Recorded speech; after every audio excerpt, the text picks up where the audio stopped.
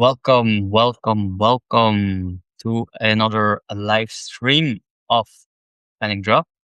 We're gonna look at the market, which is almost gonna open in a few minutes. Things are looking bullish. Markets at all-time highs. We're gonna look at crypto. We're gonna look at the fundamentals behind the move of stocks. Um, Talk a little bit about how the earnings were, what opportunities I'm seeing, and what um, great stocks we picked with the Panic Drop newsletter, which gave us a lot of gains in the recent weeks. So you can see my portfolio is currently up around 11% for the year. And most of it was in the last few weeks. So we had 6% gains in July, and then 4% already in August. Now, this might change as we go later in the month, but um, what I did was following my plan. I continued to allocate heavily in all the Max 6 stocks. So you can see it's transparent on eToro. I have my biggest allocation in NVIDIA. Meta had strong earnings, but had a big drop in price when it released earnings due to capex fears. So fears they're investing too much in AI, which is 7% of my portfolio. Microsoft around 7% had a nice move higher recently. Palo Alto Security, very strong company, around 6%. Amazon, around 6%. Google had a big drop, still around 5%. Recently, I also made a blog post, a deep dive on ServiceNow. Before earnings, they had strong results showing AI is helping them to earn more, and it's currently about 5% of my portfolio. So you can see a big chunk of my portfolio is still in AI tech. So these are the place I'm continuing to hold. Um, Year to date, sector doing the best, of course, is technology. Earnings after the war in Iran and industrials as well. We said in the beginning of the year that consumer staples could be a good pick, um, especially in midterm years. So this one, consumer staples, is still lagging. And since we are in this AI boom, I'm not sure if I'm gonna stay heavily allocated into the consumer staples. But the only one I have is PepsiCo, and we'll see how it goes. PepsiCo is still a strong company, and over time, yes, it should outperform the market. Then healthcare up 4%. Most of my healthcare buys are up way more. So we have Thermo Fisher and United Health. If I can show you Thermo Fisher and United Health on the chart. By the way, this is my app that I built. It's live on eToro. You can check it out in Folio. You can watch any chart as well. You can move the brands as you like this.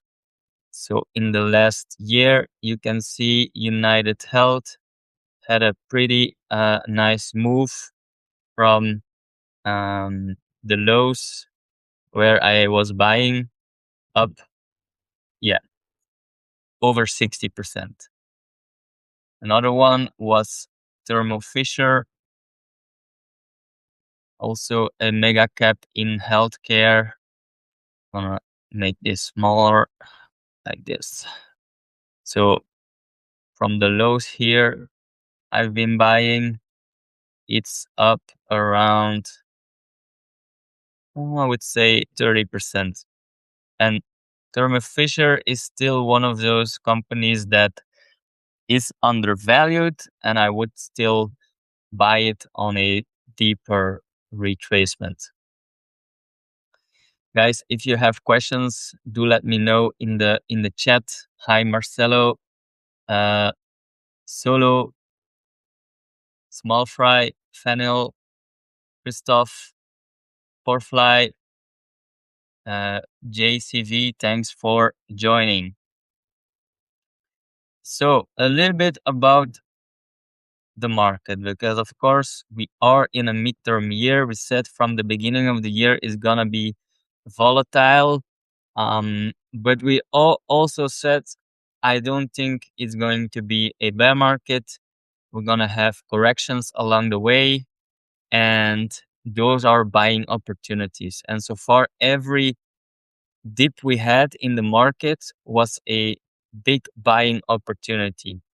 And that's exactly what I've been doing. I've been buying mainly the mega cap stocks, also buying a little bit of NASDAQ, because NASDAQ is big tech and they usually outperform the S&P 500. So if you want to outperform the S&P 500, you have to buy either stocks that outperform the S&P 500 or the ETFs that outperform the um, S&P 500.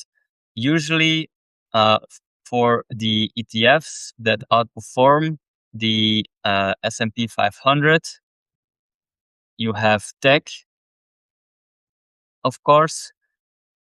Financials usually outperforms the S&P 500, so you could say it's lagging currently. So financials like your JP Morgan, your Bank of America, but even MasterCard and Visa, those are companies that usually outperform the S&P 500, and they have been lagging. So uh, those are the companies that I would still buy if I want to go into financials. Healthcare, I said it before, Thermo Fisher, um, and healthcare is a sector that does well in a growth phase of the market, but also in a recession phase, just because people need their healthcare every time in their life, no matter how the economic conditions. We're not seeing this here, but a very specific sector that is doing poorly this year is the communications sector. So one of the communications sector stocks is Meta. So you can see Meta has been lagging for the last couple of months. Another one is Google. So if you don't trust owning Google or Meta, then you can still buy the consumer communication sector. So you can see it's still up a lot for the past year. Google, it had a nice bounce after earnings, I see. So back above um, the last high when it released earnings. So that's actually pretty good. And I did buy Google when it drops. Maybe I can show you how to add your buys. So this is connected with my eToro portfolio. So I bought here, and here is where I sold. So trimming some Google here. Now I bought some back, and we have a nice bounce. So um, looking really good. This chart of Google. Another stock that has been doing really good is Palantir. So not sure if you saw how Palantir performed. So it had, of course, a pretty strong downtrend during the year, just because they thought AI would disrupt Palantir, but actually recent earnings released that Palantir is using AI in their benefits, and the growth and the earnings were uh, over 90% growth. So that's really impressive. The stock went up 30% in one day. Again, I can show you exactly where I bought and where I sold. So um, I've been buying, scaling in, as you can see, and then I was also um, trimming on the highs, as you can see. So, by the way, you can connect your eToro portfolio and then have these charts as well, where you can see exactly where you bought and sold. It's really nice. So Palantir, yeah, really strong price action based on its earnings, and I still, because it's now trading below 170. Yeah, it's getting slightly overvalued again. This was the opportunity for me to buy. I mentioned this in the chat when I talked about buying stocks. Palantir was one of the stocks that I've been accumulating. Now, um, there was one chart I wanted to show you. So this is the chart that shows you the annual peak dates. That means how many times has the market made uh, a a high in that month and then entering a bear market. So you can see usually in December, January are the months where the markets are reversing in a downtrend. In the mid years, the mid months, especially June, we have never seen June being the top. And I've posted this in June. So I'm not sure. Yeah, I posted this in July, sorry, that whenever the price was going down, we should buy the dip, because it's very likely that the market is going to make new highs again based on the stats. And yeah, the market indeed made new highs here. Meanwhile, the market is open. It's up around 0.66. That's nice.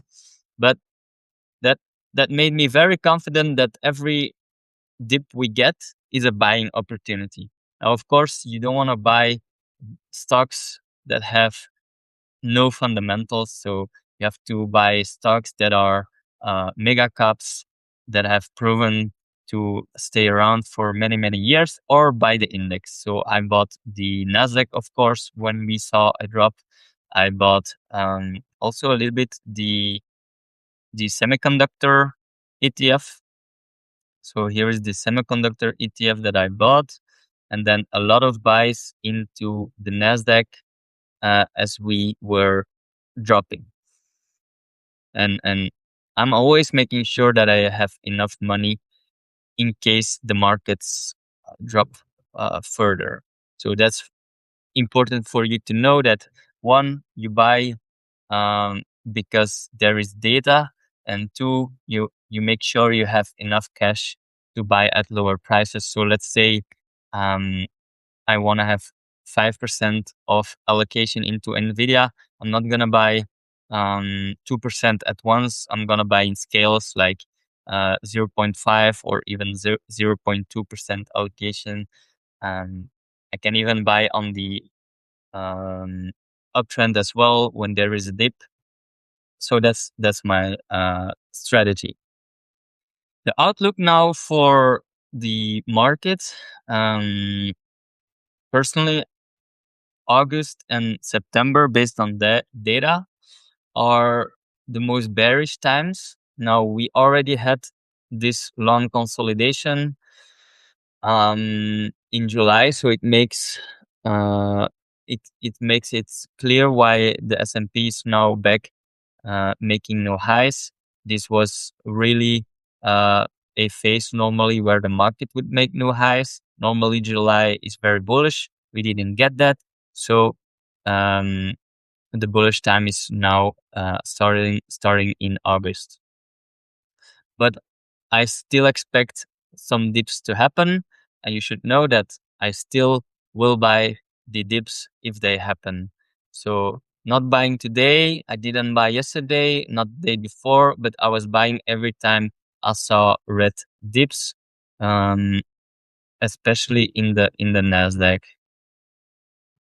So market was down around 11%, which is decent. So I was buying here, then it drops, and I was buying more, and now it's almost at new all-time highs. So that's why my portfolio is close to um, following the S&P 500. The reason why it's still lagging is Bitcoin. And I'm sure many of you follow me for Bitcoin and want to know my thoughts. Um, I do like the short-term price action that it's not rolling over um, and making higher highs, but we know that the Fourier cycle still stands, and I am mentally prepared for the market to drop lower near the end of this year in Q4 of 26, just because um, these cycles tend to rhyme with previous cycles where we had 3 years up and 1 year down. I am waiting to buy. So when it drops, I will buy, and it makes a new low. I will buy, or I will also buy if we get past this red box. So the time frame where we should start to see a bottom, or I will also buy if we can reclaim some of these major highs, mainly on the monthly. I am watching the 10-month moving average. Seems like the most obvious one to watch. Every time the market makes a break above the 10 monthly moving average, you can see that the bull market resumes again. Still far away, so around $72,000. So very, very underperforming the stocks currently.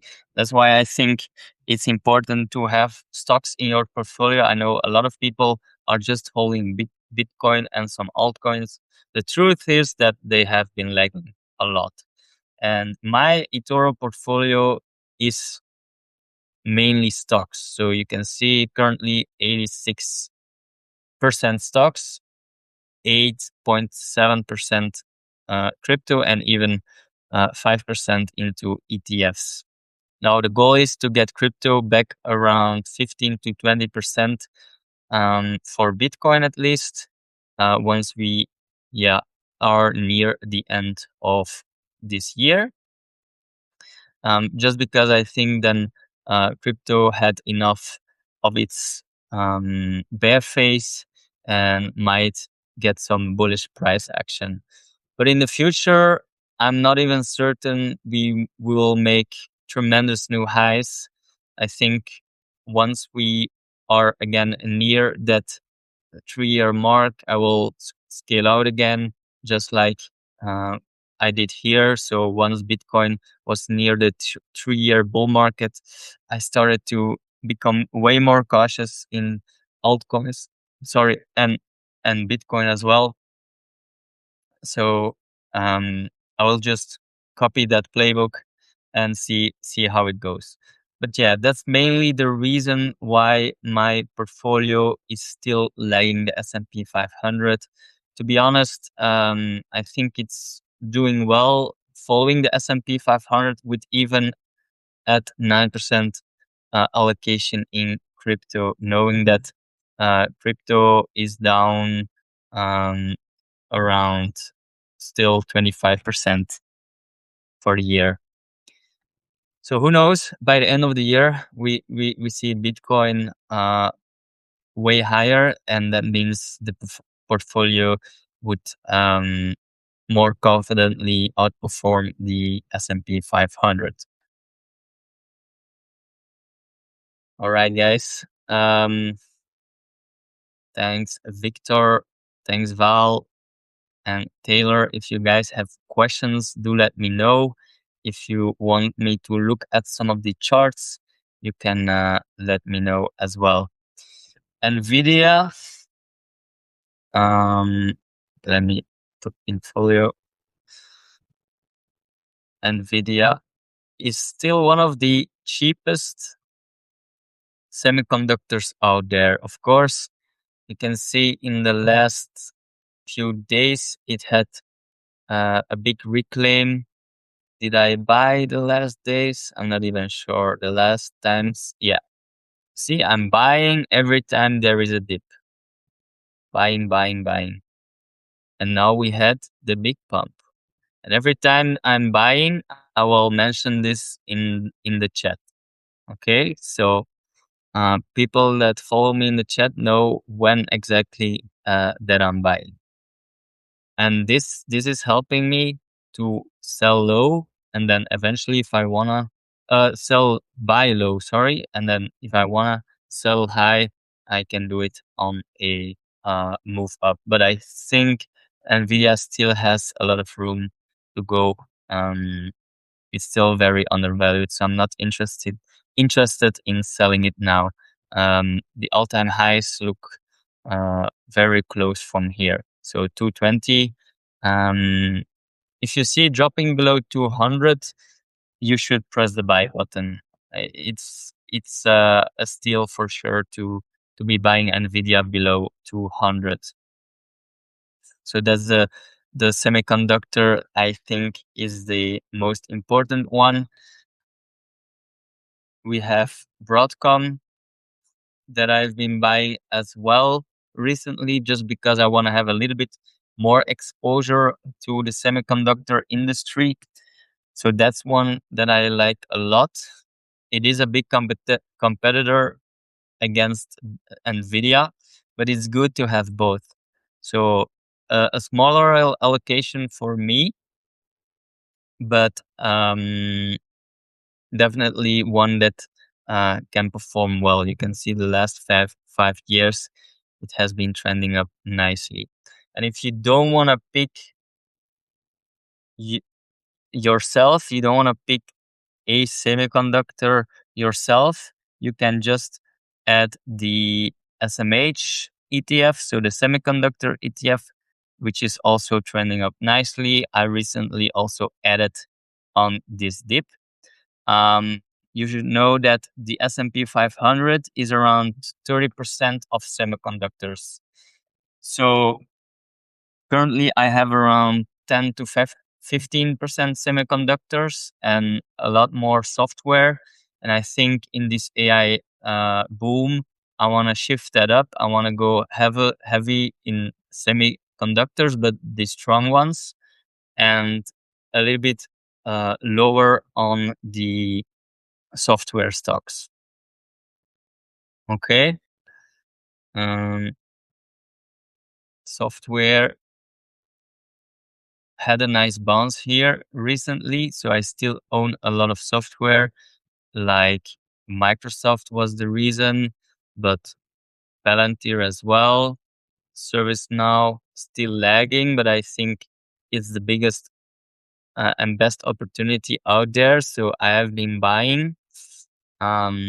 Another one is S&P Global that I have on my watch list that I'm accumulating, and of course, cybersecurity. I wouldn't buy Palo Alto here, but I was massively buying in this sideways zone. And people asked me, "Yeah, it's not moving. It's not moving. Should we even pay attention to it?" And then in the last few months, it made tremendous moves. This candle to now is around 110%. And you can see in my portfolio, Palo Alto up 130% from all the buys we did. Okay. So another semiconductor is Fortinet. I didn't really buy Fortinet a lot this year, um, because I already had a big position, but it's the same. Fortinet also cyber security and the same moves as Palo Alto, up around 100%. And I think that's the reason why my portfolio did so well. Plus, we now have the Mac 6 stocks doing really, really well. They were lagging. So, in this image that I sent to my um, readers in the Panic Drop newsletter, I sent to them the Mac 7 is lagging the S&P 500, which is very, very rare. So, this was in, I can remember, June. And that's when I bought Microsoft, Amazon, Meta. I think I even bought Google, Nvidia, and now you're gonna see this -9 will be way way higher. So I'm not sure if I can show you the Max 6. Uh,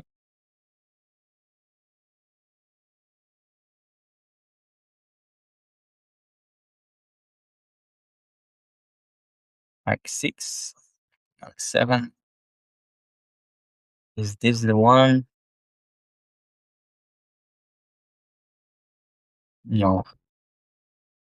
Uh, hmm, no, it could be Max 7. Yeah.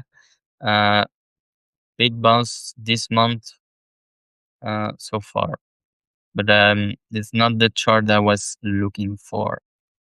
No worries. And then um, also interesting enough, I flagged this is the Nvidia chart versus the semiconductor chart on the weekly. Every time it was hitting that 50-week moving average.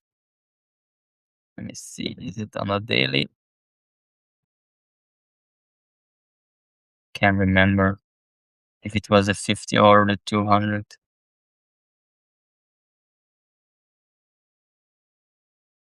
Yeah, maybe the 200s. So Nvidia versus the semiconductor sector.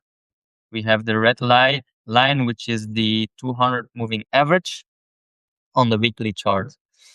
Every time Nvidia came near, there was a bounce. Now here it broke below it. So that means most of these semiconductors are still outperforming Nvidia. But as you can see, it's in a long-term uptrend, and we should expect Nvidia to make new highs again.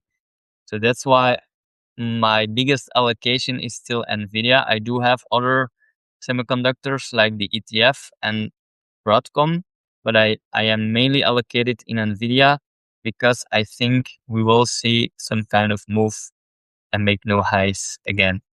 So that's the reason why I'm still fully allocated into NVIDIA.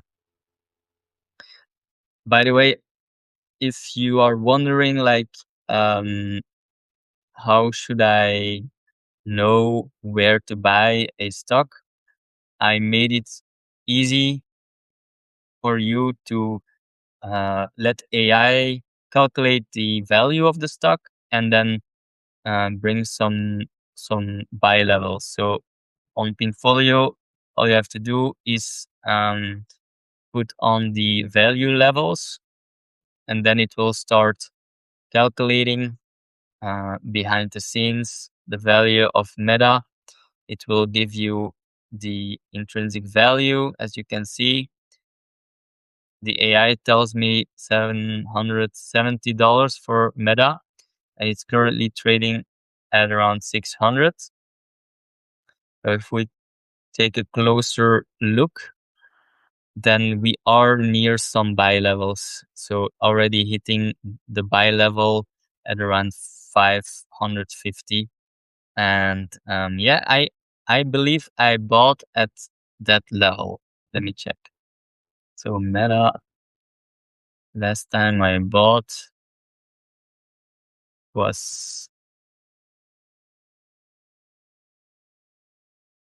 uh, yeah, in June, 557. So decent buy order here that I dropped. So you can do this yourself. Just go to Infolio, where you can ask AI to generate your the value of the stocks and some levels to buy the stock based on some resistance and support levels. Something new I added also, because now is earnings season, um, is the Congress tracker. So what is the Congress tracker? It basically tracks every filing of um, politicians. So you can see yesterday someone sold Microsoft.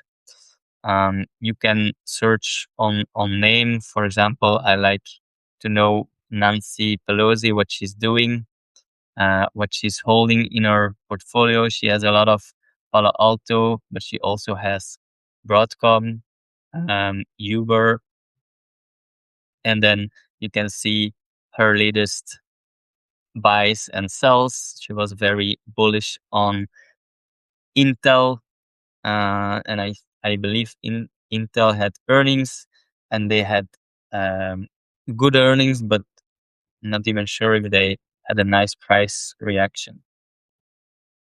I think they beat, but the price dropped, and but currently it's still doing fine. And what's interesting, I am training the algorithm to give better predictions on how the stock will react after the earnings release based on the uh, people from Congress buying, selling, holding the stock.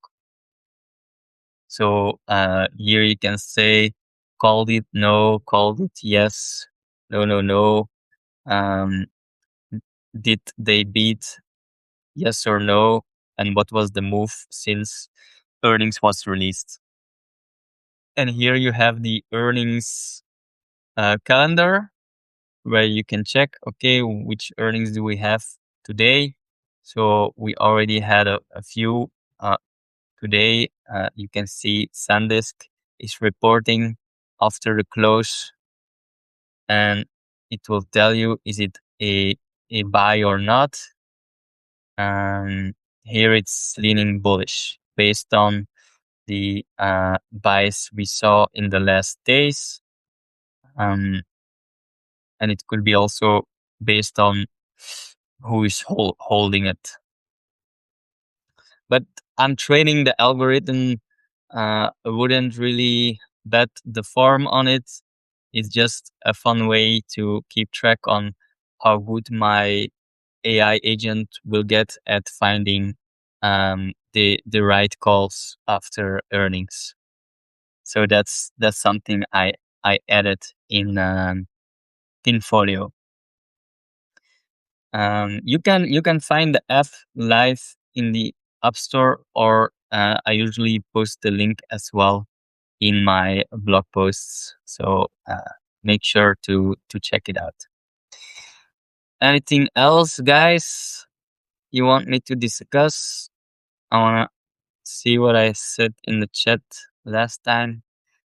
Um, this one talking about shallow pullbacks. Every time we have a shallow pullbacks after going 2 months without a new high and a drawdown of less than 5%, it's usually very bullish for the market. When was this?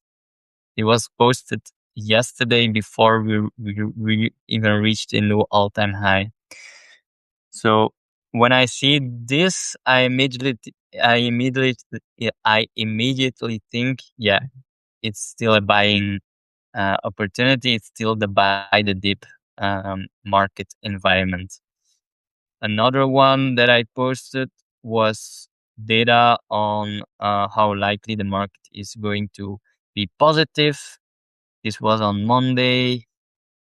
I even said the Nasdaq was a buy. This was on 27th of July. So 27th of July, I said the market opened more than 1%, then reversed. Looks bearish, but history says otherwise. It happened 9 times since 2015. 2 weeks later, the Nasdaq was higher every single time, with a median gain of 2.6%. And so this was 27th. I was adding Nvidia, as you can see, and Nasdaq on the 27th.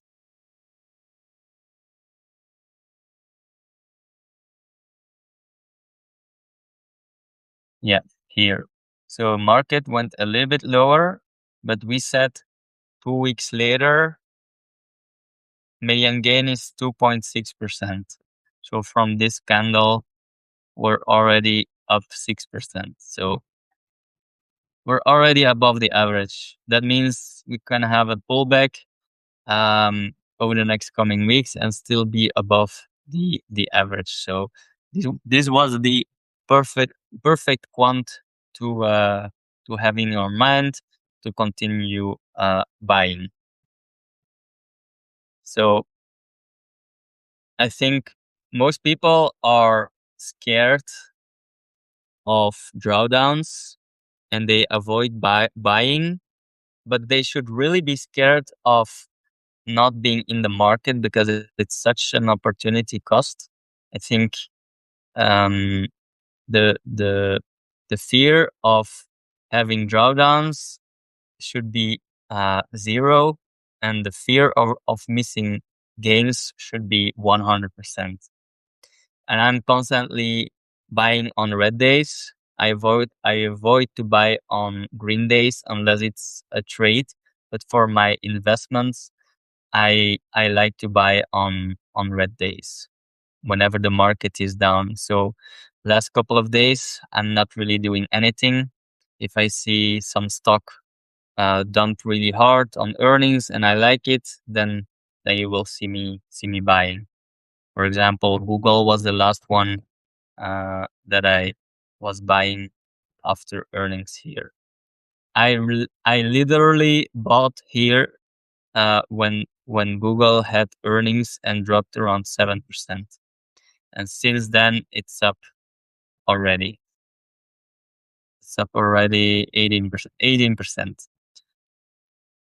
And Google is one of those companies that I'm not gonna I'm not gonna sell. Maybe I'm gonna sell because it's going parabolic, but I'm not selling my whole position. I'm gonna trim some. If I have around 7%, I'm gonna trim 2%, so I have around 5%, and then add back into the position when we see a drop. And you can see that my Google allocation is currently around 5.5%. So Nvidia, my biggest one, next to Bitcoin, of course. And we'll see. I think we should remember that midterm years have a very important date. So that's something interesting as well. Let me find the statistics. Mm, I can't find it. The the stats show that the S&P performs the best from, where is it? November, the day of the midterm, till the year after in April. That's usually the most bullish phase of the market. And I always said, make sure you have cash because usually we see a drop into that midterm date. So it could do something like this, where it still trends higher, but then in November makes a low. And then from there on, we will mostly see the market trend up until April. That's the most bullish phase of the market, starting from uh, November to July. So I always said, make sure you have some cash. I have around 5% cash. Maybe I'm going to trim some to have a little bit more cash because we never know how low it will go. But then I can scale in again for that super bullish phase in the market. So yes, I think we will still see new highs for the S&P 500. And for people only holding crypto, I would say you're missing out on the AI boom. There's real fundamentals here. The earnings are going up massively. It's crazy to see how fast the earnings are revised higher, all um, thanks to AI. I'm looking at Nvidia because it's up 4%. Yeah, it's a great day to be in the markets. If you are not investing, then you're missing out on a lot of gains. The market is up around 12% this year. I'm up around 11%, but I know some people are up 30-40% because they're focused on solely AI. Of course, you should know, if you're focused only on AI, these stocks had a big drawdown here in July, dropping around 24%. You should stomach this. You should be able to accept this. And we know semiconductors are still in some kind of bubble. So I prefer Nvidia as my main pick because I know, based on its fundamentals, it's still undervalued and I can stay in the stock for a long duration of time. But for some of the semiconductors, they could pop and never come back because most of them are not even earning consistently, and the market punishes the stocks that fail to perform year after year. If you look at Nvidia earnings, it's always performing better year after year. This one has no earnings. So what I do is a simple check at earnings. And you can see every time earnings are growing. Um, growing. That's what we want to see for a good company. But let's say you are looking at some of the smaller AI plays. I'm just picking a few. SanDisk is new.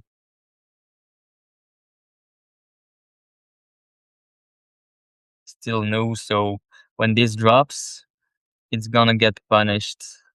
So you want to make sure you have a company that keeps on growing their earnings. But yeah, the AI plays are still there. I prefer not to take risk on individual stocks, on the smaller stocks, but you could do it if you're trading it in and out. When you're investing, it's for the long run. It's like marrying, you stick together for forever. But trading is like a one night stand where you just stay in for a night and then out, and you make sure you have a stop loss. So that's your protection for your one night stand. And you make sure you get out once the stop gets hit.